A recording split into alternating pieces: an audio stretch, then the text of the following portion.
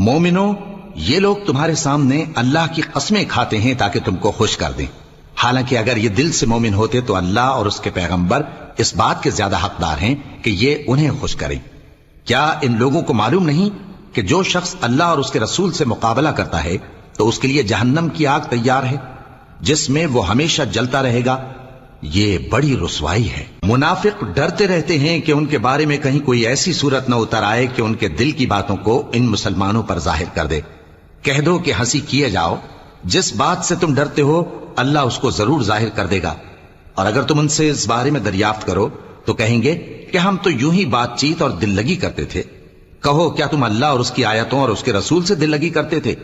عذر مت پیش کرو، تم ایمان لانے کے بعد کافر ہو چکے ہو۔ اگر ہم تم میں سے ایک جماعت کو معاف کر دیں تو دوسری جماعت کو سزا بھی دیں گے، کیونکہ وہ گناہ کرتے رہے ہیں۔ منافق مرد اور منافق عورتیں ایک دوسرے کے ہم جنس یعنی ایک ہی طرح کے ہیں کہ برا کام کرنے کو کہتے اور نیک کاموں سے منع کرتے اور خرچ کرنے سے ہاتھ بند کیے رہتے ہیں۔ انہوں نے اللہ کو بھلا دیا تو اللہ نے ان کو بھلا دیا، بے شک منافق نافرمان ہیں۔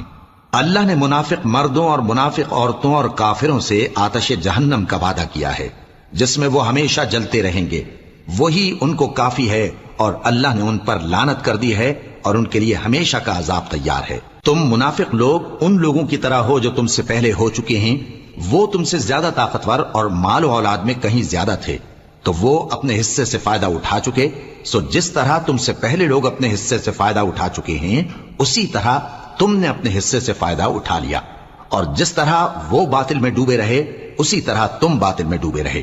یہ وہ لوگ ہیں جن کے اعمال دنیا اور آخرت میں ضائع ہو گئے اور یہی نقصان اٹھانے والے ہیں۔ کیا ان کو ان لوگوں کے حالات کی خبر نہیں پہنچی جو ان سے پہلے تھے، یعنی نوح اور عاد اور سمود کی قوم اور ابراہیم کی قوم اور مدین والے اور الٹی ہوئی بستیوں والے؟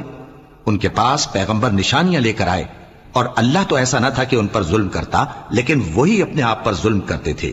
اور مومن مرد اور مومن عورتیں ایک دوسرے کے دوست ہیں کہ اچھے کام کرنے کو کہتے اور بری باتوں سے منع کرتے اور نماز پڑھتے اور زکوٰۃ دیتے اور اللہ اور اس کے پیغمبر کی اطاعت کرتے ہیں۔ یہی لوگ ہیں جن پر اللہ رحم کرے گا، بے شک اللہ غالب ہے، حکمت والا ہے۔